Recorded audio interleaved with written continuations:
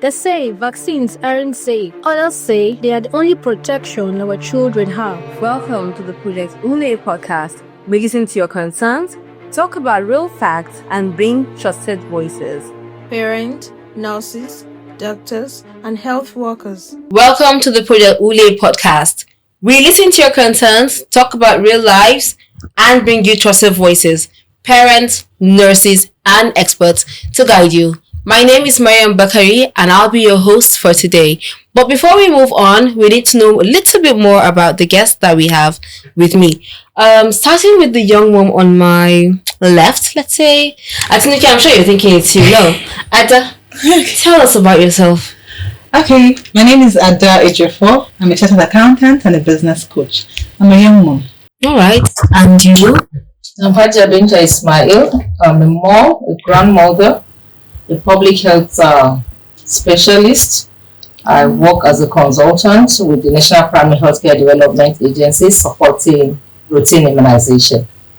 And Atinuke Athol, a young mom, a public health practitioner, and I work in the public health consultancy space. Thank you very much. So what makes this podcast special today? Not just do we have young mothers and nurses and experts, we also have old mothers and also grandmothers. But before we start proper, tell me, young mom Ada, how are you today? Well, we're winging it. We're alive. We're here. I'm talking to you, so I am fine. I wouldn't say I'm always fine. Some days you wake up, it's a bit of chaos. It's a bit of, fights here and there, especially with them.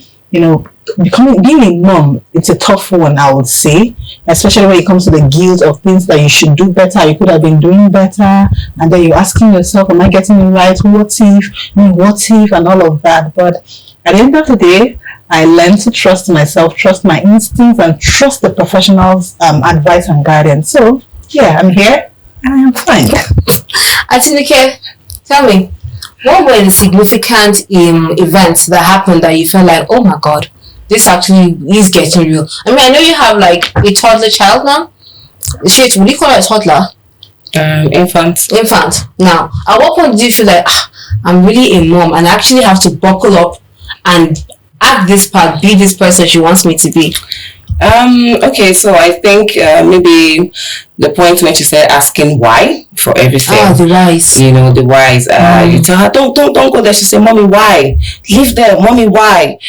So I think, and you have to have like reasonable answers for her at that point. And so for me, I think that was the part where I said, this is really getting real. So maybe we didn't have maybe like the effrontery to ask our parents then why should I do this? But now with this generation of kids, you have to just be ready for them for you to always give them answers to that question. So I think that was the part I thought I needed to buckle up and be the mom or the good mom that I should be. So do you feel at the point that I'm the one responsible for any knowledge this child has right now? Of course. And that's a very big responsibility. It is. Okay, moving on to our health worker, who's also the mom and grandmom in this circle.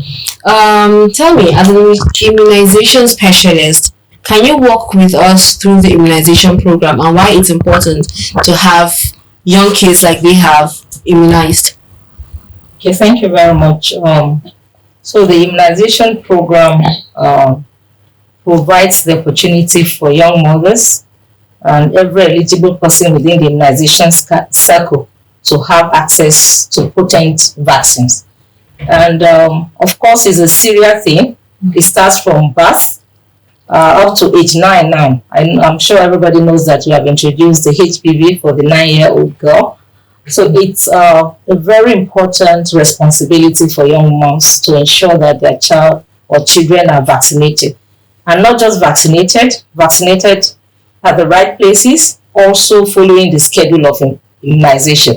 Because this immunization, some you take it at 4 weeks interval. It's important you take it at the right interval so that you get maximum protection from the immunization. I always say that immunization is the first responsibility of any mom to a child. Would you mothers agree? Yes. Oh yes, of course. Okay, I agree with that. Mm-hmm.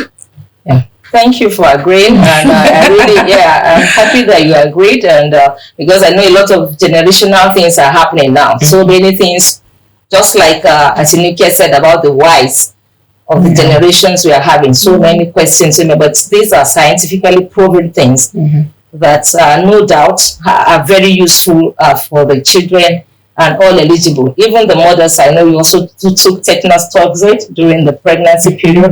So vaccines actually prevent diseases. And we know what it means. When you prevent these diseases, it saves a lot of things. Not just the disease, not just getting the child sick, but even the parents. Because a sick child is a sick mom.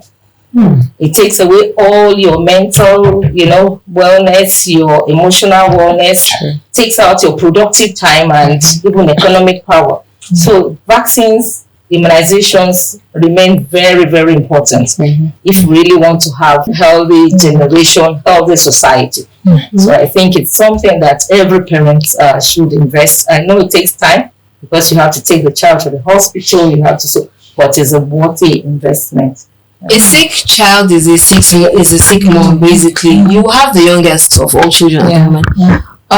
What's the recent illness your baby has had?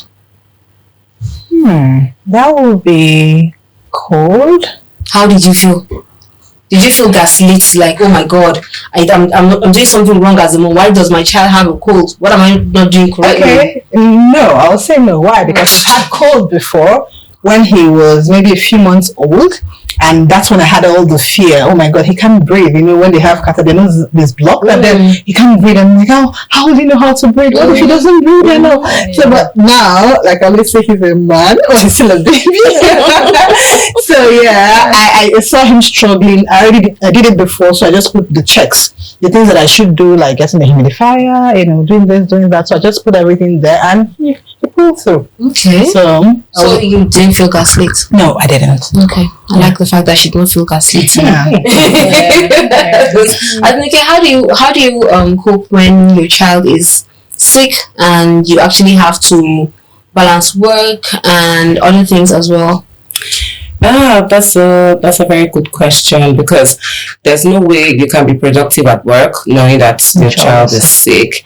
So for me, I feel like maybe this is where this is where the corporate society comes in now, because we need to now consider the fact that, children can get sick at any time, and we as parents, we need to cater. Nobody can die to say nobody can cater for my child the way I will. So in how I will feel, of course, I wouldn't be my best at work, and honestly, I think I would like to be with my child at that moment rather than be at that workplace. So I think this is where the corporate society should come in and give room for mothers to tend to their kids when they are sick. Okay. So yeah. Hi Javinta, talking about corporate society, you work as a grandmother as well as a mother in immunization. What has been your challenge when talking to young mothers on vaccinating their children, immunization? Yeah, I think the beauty of the young mothers of now is that quite a number of them are well educated. So the benefits of immunization is very clear to most of the mothers of this generation. I think the greatest challenge is actually balancing it with their work. And because immunization also has a schedule, it's not something you just walk in and take at any time. You have to really follow the schedule. I've had like a similar experience talking about scheduling and balancing work. So I remember at the time when my daughter wanted to take immunization, and I think I went the day after, and the nurse told me they couldn't open the immunization vial because it's going to waste. That I had to wait for the next immunization schedule. But I think with much begging, and I said, if I don't take it now, I'm not going to come back because of work. I think she now considered that, and so why do we get that when we go for immunization? Actually, that's not what should happen. When you get there, you should take it. A day difference. Why I'm talking about scheduling and following the schedule is for the protection it offers the child when you take it at the right time. Yes, immunization or vaccines are very expensive. You can take that from me. And because of that, and most of them comes in multiple doses. So you don't want to open one vial, particularly a facility that has maybe a day in a week or 2 days in a week for immunization. So they must have put mothers together, understand that they will have a number of mothers coming, so they can open a vial or two, such that all the mothers will take. But one mother coming for, yes, we advise that the health worker gives, but they also feel that the wastage will be very high, and you want to reduce that. But one day, nobody will want to send you back, because we also know that mothers are also working, and they don't have all the time. So it's always good. But it's all best for your child to take the vaccines at the right time, so that you get the maximum protection from this vaccine. Okay, but your 1-year-old baby must have had series of scheduling. How do you manage appointments while you're doing your business coaching as well? Also tell me, like, from childbirth, what immunization have you been giving him to the next one? It's a lot of immunization. Yes, I want all these vaccines. So what I do is I schedule on my phone, my calendar, so that it helps me all the time. Because of the kind of work I do, I have to schedule all activities. I schedule everything, because I don't want keeping anything in my head. I'll forget it. Yes. So I put it on my phone. So on the day of the vaccine, and somehow before the day, because I look at my calendar through my phone, I kind of know what's going to happen next tomorrow. A night before, I look at it, I say, okay, I have this for the next day, and then I sit so I can wake up early to prepare the child for the vaccine. Okay. So we've taken a lot. It's a lot. Medical times, I think she knows that. The one day between one thing I love about what they do is before any vaccine, they explain to you, and they say, mother, this is what it's for. I'm going to do this here because of this and that. And they explain very well. It's just that I didn't keep it to my memory. I don't think it's for you to keep in your memory. The cards are there. Exactly. Refer to. But what happens is that a child starts taking immunization from birth. The day of delivery, you have 3 vaccines. The BCG, that's for tuberculosis. You have the Hep B, then you have the OPV for polio, 0. And then at 6 weeks, the child comes again. You repeat you take your Penta, as a 5-in-1. I think I like how you do. I know what I'm saying to that Penta. Because I understand why you're saying that. So quite a number of children, when they take it, the parents can't forget. Really? What is the Penta? It's painful, and then some fever, I was very lucky with that. I had no symptoms. The advice to give paracetamol. Before, and then once that, I think that's but it's something you take at 6 weeks, and then 10 weeks, and then 14 weeks. Yes. And then you come again at 9 months, you come again at 15 months. Now we have even the country has introduced the malaria vaccine, but it's starting in 2 states, Kebbi and Bayelsa State. So that one happens within 5 to 11 months. So you have it anytime you take it within 5 to 11 months. A month interval you come. So there are 4 doses. Okay. So you start the first dose within your 5 to 11 months. The next dose is 4 months after the first. The next one is another 4 months. The third one another 4, and then the booster is at 15 months or at least 6 months after the third dose. That's not a national thing for now, but. Eventually, it's good to, so, and then of course you have the HPV that are just take at 9 years. Okay.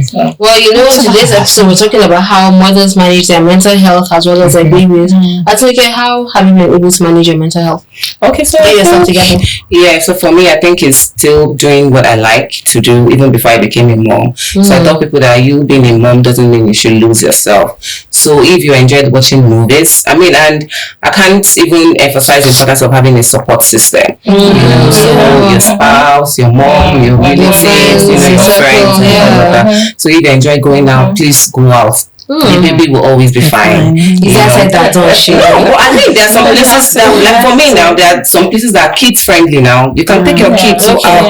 You can have lunch dates together and all of that. And also there are funny pages on social media now that that are dedicated to mothers. For example, there's these new moms that I follow, and you get to see the experience of other mothers, and then you laugh. Both the ones that you've not experienced, the ones that you've experienced, you'll be like, hey, my own no was so, you know. So follow those kind of pages, you get to learn from people's experiences, and just do what you basically like to do so that you don't lose yourself. Yes, like my friend will always say, they give award for superwoman. Do the one you can do, take breaks in between, if the house is dirty and you need to attend to the baby, leave the house first. Everybody will understand that you're a mom and you cannot kill yourself. Take it one day and one step at a time. And I think that's how I keep myself. How is it for you? Well, for me, in addition to what she had just said, it's about finding some sort of balance in what I do. Because I don't work in 9 to 5, so I have time. So I kind of schedule my time in what I do. So just finding a balance, and I am not just like she said, they give an award for super mom. I am not a super mom. I made that clear. No, I'm not going to kill myself. So I went back to work almost immediately after I put to bed because I enjoy what I do. So with that helped me, and then I have support system, just like she said, it is very, very important. I had enough help, all the help that I needed. I made sure I got it. Because so some people feel that maybe you're not woman enough if you don't do those things. Yes, you have to carry everything. You have to carry everything as a woman, but I don't believe in that. I'm not looking myself. So the child will be all right. I should be all right as well. Yes, because like you said, sick mom. So when you're a happy mom, you have a happy child. Yes. We've been talking about vaccines and immunization, but really, what exactly is a vaccine? Layman term, Gen Z way, how do you communicate what vaccine is to a young parent? Okay, so I think the best way to put it is vaccines they are biological preparations, and they are made from either live or weakened pathogens. Those are like virus or bacteria, the causes of these vaccine preventable diseases we are talking about, either from that or the toxins. So they go through all the scientific processing to ensure that they become something when injected into a body. It pretends as if it's the infection you are introducing, but in a very mild way, and then it stimulates the body to build its own antibodies, because soldiers ready to fight such infection. So anytime the child comes across such infection, he's already had the antibodies that are specific for that, and that's why vaccines are specific. The vaccines to prevent diphtheria is different from that to prevent polio. So they are made from the same organisms that cause those diseases or their toxins. In a very mild way, just to be able to stimulate the system to have an acquired kind of immunity and ready to battle any of this. And that's why most times when your child is vaccinated along with the vaccine schedules, even if the child will come down with such disease, it's going to be very mild. In fact, it passes without you knowing at times, this child is wrong, and next thing just look at it. So they are the same organism that causes the infection that are used in a biological way and tested for safety, efficacy, also the process, such that the body can also be able to get prepared in case it gets exposed to this infection. All right, let's give you people a break, our audience. We're done talking about parenting, vaccine, and vibes, and when we're back from the break, we'll be talking about parenting, wellness, and vibes.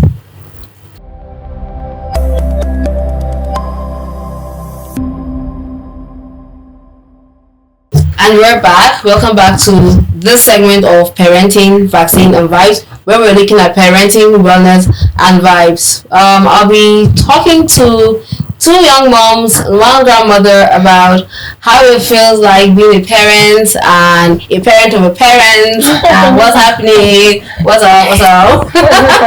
So I think you can tell me, as a parent, how was your life before? How was your life now? How was your life in process of having a child? Okay, so how was my life before? Of course, like every normal youth or teenager, you go out with your friends, you're not looking at the time. Maybe you have curfew in the house, but I mean, you're taking your time. There's nothing in the back of your mind that there's one small human being waiting for you. You can dress however you want to dress. You can speak to whoever you want to speak with and all of that. I mean, yeah, I would say I had a very good social life.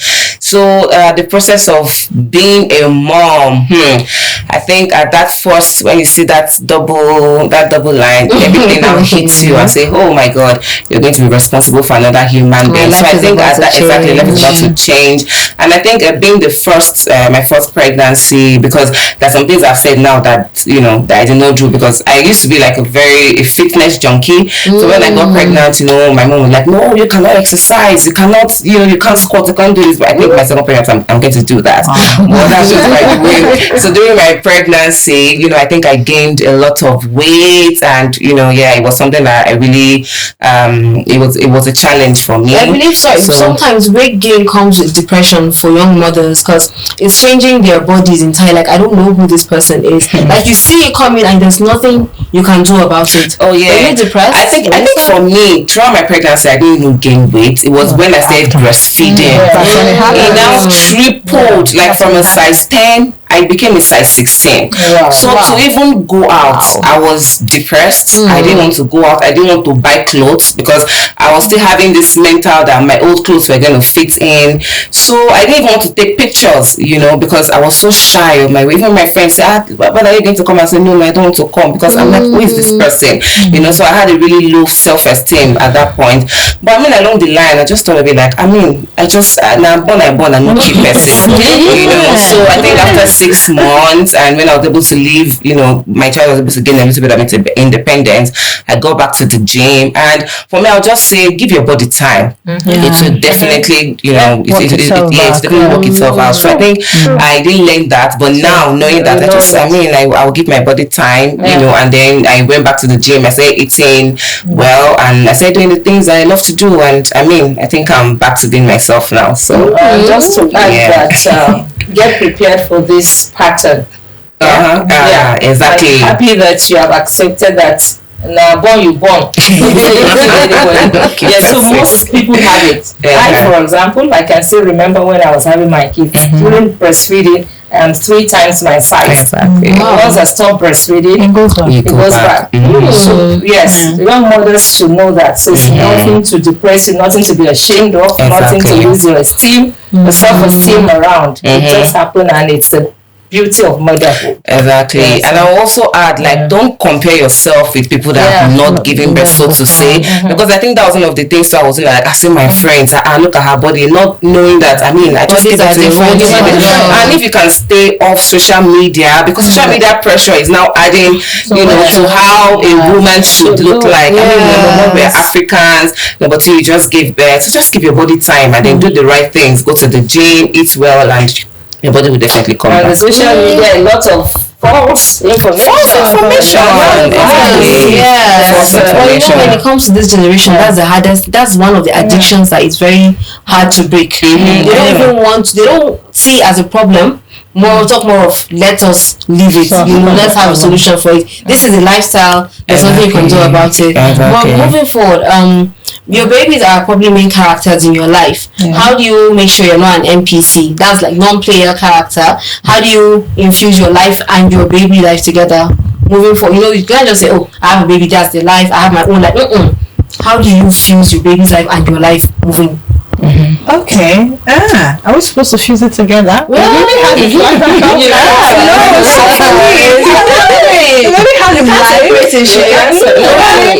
Oh, really? Well, I am his mother, and then what I do is I plan my schedule, to fit his, especially when it comes to maybe feeding, and now that you have to attend to them, do some trainings. Recently he started learning, where's your head, and he says my head, and all of that. So it's just to properly planning yourself, give time. I think one of the things I struggled with was having, sometimes I ask myself, are you sure I have enough time for this boy? joy. Like, do I have? So I told myself, you know what, from so time to so hours of the day, I'm going to be spending it with him. We are going to be learning all of that. We now have our kind of play that we must play. So whenever he sees me coming to his room at that time, he jumps down from his bed and he says, "Go!" because I want to play ball.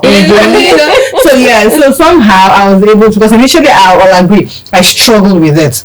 You know, having my, you know, when you are a business owner, unlike when you're paid underpaid employment, there's a closing time. 5 o'clock you go home. Sometimes you're not disturbed again. But when you're a business owner, something can come up by 8 p.m. Something can come up by 9 p.m. You must attend to that thing. So it's really difficult to now separate the work life and then the family life. But you must consciously, it was an effort. I consciously had to put in extra effort to make sure that I also create more time for him, create more time for even the house and everybody that stays in there. Okay.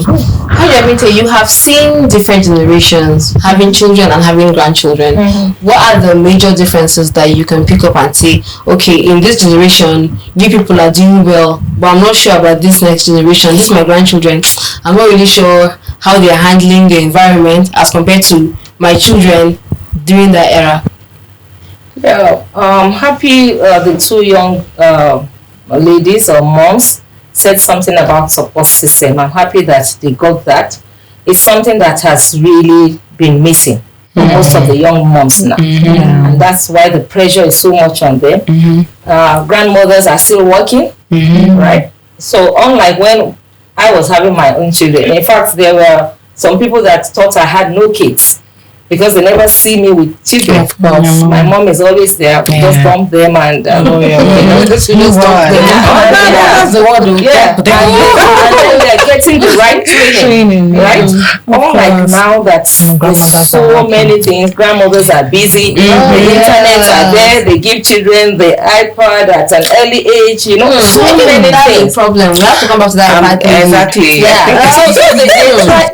Young mothers try to buy time by engaging those children with these things, and most of them have their own limitations, the side effects that one has to be very conscious about. But honestly, for our generation, the support system was quite large and very good and cheap. For you guys now, it's a lot more expensive. Even if you want to do an early school, it's still a lot more expensive. We didn't have to do an early school like early, like crèche 2 years, 1 year. My daughter now takes her like 9 months old baby to a crèche with all the challenges of a crèche.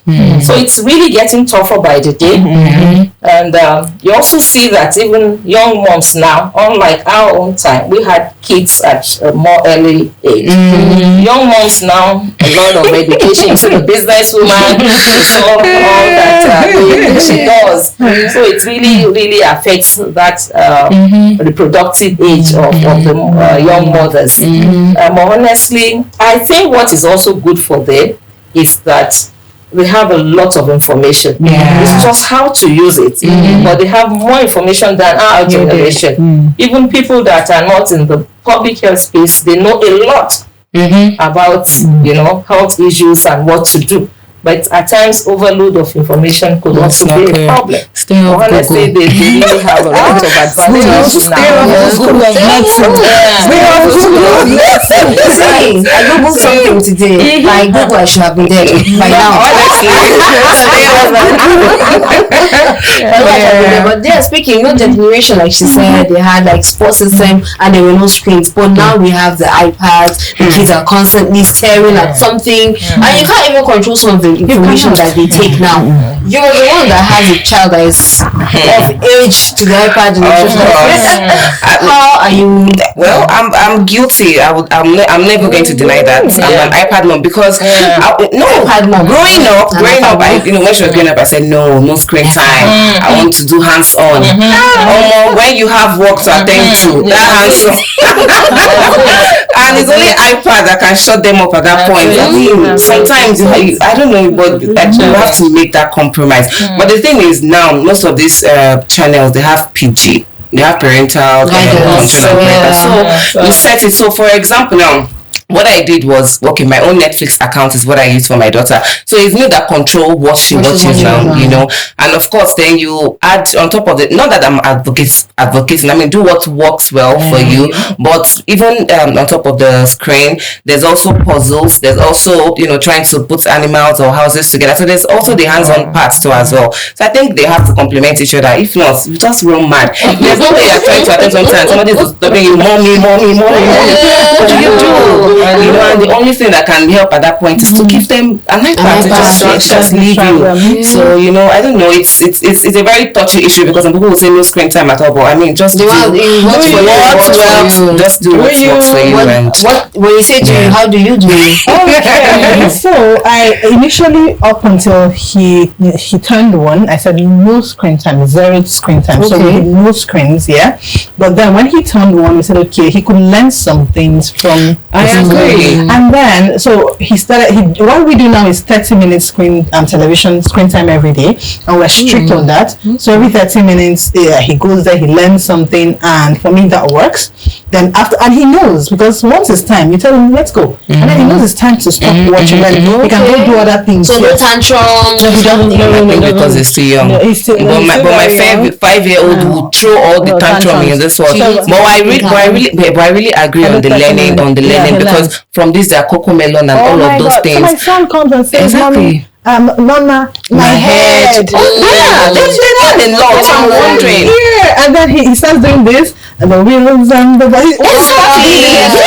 To start singing. But there was one day I didn't know what he was doing because I don't watch it with him. We didn't watch those things, so I don't know what I'm supposed to say. He touched my feet like, sing. What am I supposed to say? I said okay. I started singing another. I had to call his nanny and said, please, what do we do when he says, I think it's a bit spider. I think that's what he does. So what does this mean? That's auntie, it's a bit spider. Of course. I can see the difference. There's a huge difference between when he wasn't watching something and now he's watching something.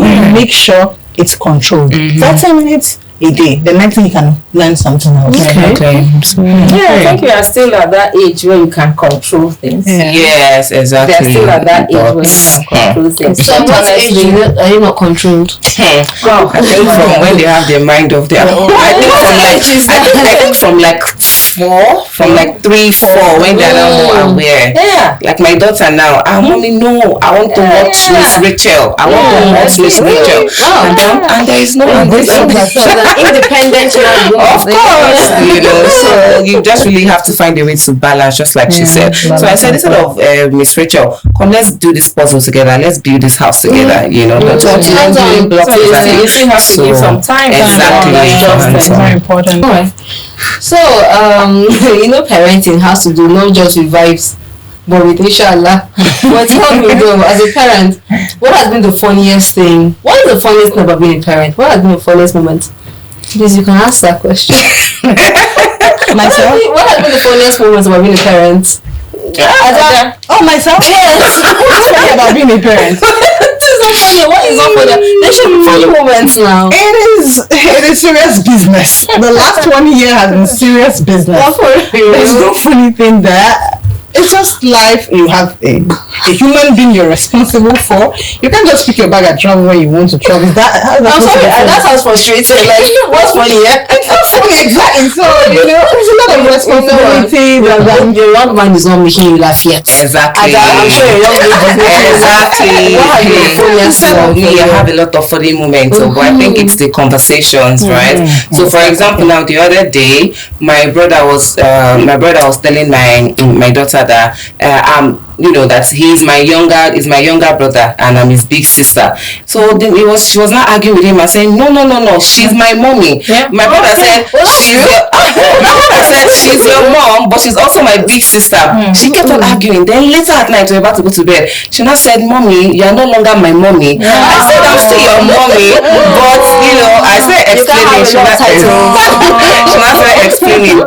And then maybe another funny thing is maybe somebody takes what belongs to you. She will drag it and say, it's for my mommy, it's for my mom. Even my mom, or maybe for example, she sees maybe something that belongs to my mom. She said, this is for grandma, this is not for you. And then if she doesn't see grandma, maybe the day she not see grandma, your mom wore something, you know, she will not report every single thing. You know, so they're just so, you know, that you just laugh about it. They're just so many experiences. What has been the funniest thing looking at your children take care of kids? I mean, for that, I mean, you just look at them and laugh inside and look at, oh, okay, you are getting it now, right? Yeah, because even from pregnancy, how can you have force? I don't understand. Yeah. You know? So even from pregnancy, it's like they keep comparing and saying, how did you do this? I remember I kept swearing that I will never. I swore in anger that of course. And then you see after the first, my first grandchild, you know, she just busted into tears. I mean, the mom, when she saw me, mommy, I'm sorry for everything. Exactly. I appreciate your mom. You know, so they appreciate you more. Even though after some time they just keep and say, oh, mommy, please, just take this child. You know, no matter how sweet it is, you want some break. Fusion, we were talking about it every time. You want some break from the kids, no matter how you love them. So that support system, that's why I say, you see them, they come in and like, oh, mommy, you are wonderful. But you have to really help them at times. Just give them that time and take the kids off them, because honestly, I've seen puerperal psychosis. Right? People have children and get delivered and have some psychiatric problem up to the level of going to the psychiatrist. So quite a number of things. Pregnancy, delivery, it's a real top thing. And I mean, when she said what's funny about it, well, let me say it here, that is a life responsibility. Even as we are grandparents, we still look out for these children. Even for the grandchildren, you still look out for them. So it's a continuous thing, but the fun there you can never take away. You get the fun. Just as she said, they're always very possessive. I said, okay, I'm going home with my daughter one day. We went in the car. I just put her in the car.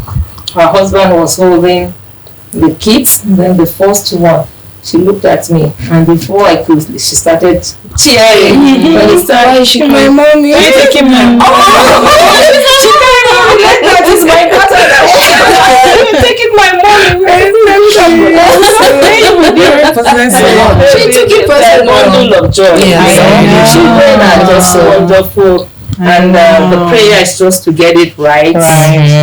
Beautiful children, not sick, and that's why you have to do what you have to do. Immunization, nutrition, you know, all this screen thing, limiting it and stuff like that, and giving them adequate time. Bonding, very important. Prayerful. We have to be very prayerful. It's becoming more necessary because of before it used to be community kind of raising the children. But now you I remember growing up, even when my parents are not at home, we can stay at our neighbor's house. But now you're on your own. If you're doing something on the road, somebody will correct you. But now we don't have that community. You're on your own. If you touch somebody's child, like, did you do it for my child? It is like, sorry, sir, sorry, ma'am. Exactly. But your child, his bad behavior will affect my child's behavior. Exactly. So that's immunization too. When you talk of herd immunity, you want to have at least 80-90% of people around you vaccinated for that disease, because they can also be contagious. So you want, it's not just about you. Your house help, your nanny, have you taken your kids? Have you done? So it's important that you get everybody and you take this vaccine. Immunization is expensive. Cap. Yes. It's not expensive. I think No, it's a fact. It's a fact. Well, it depends. It depends on the healthcare facility. I just learned today. no. Fact or cap? Okay, facts. Say cap, We started this for us.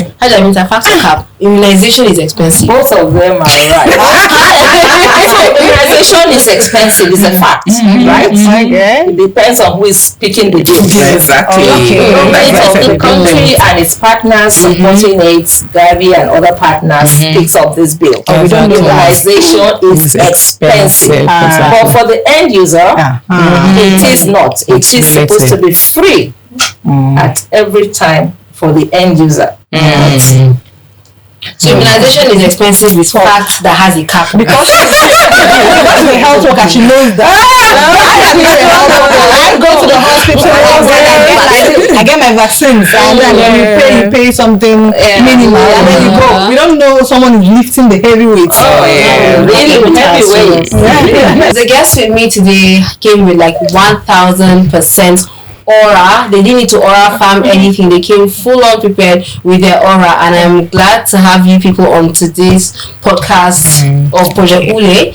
Alright, so as we come to the end of this, tune in for episode 3, where we talk about wellness, nutrition, and fitness for babies and mamas. So new episode drops every week where we look at real stories, real facts, trusted voices. Subscribe now and refer to another parent. Thank you so much for tuning in. Hope you learned something from today's episode, as you will in subsequent episodes too. Thank you. Bye. Thank you. Bye. They say vaccines aren't safe. Others say they are the only protection our children have. Welcome to the Project ULE Podcast. We listen to your concerns, talk about real facts, and bring trusted voices. Parents, nurses, doctors, and health workers. What happens if my child gets a fever after the shot? I heard the vaccine can cause infertility. We understand the fears, but vaccines are tested, safe, and save lives. New episodes weekly. Real stories, real facts, trusted voices. Subscribe now and share with another parent.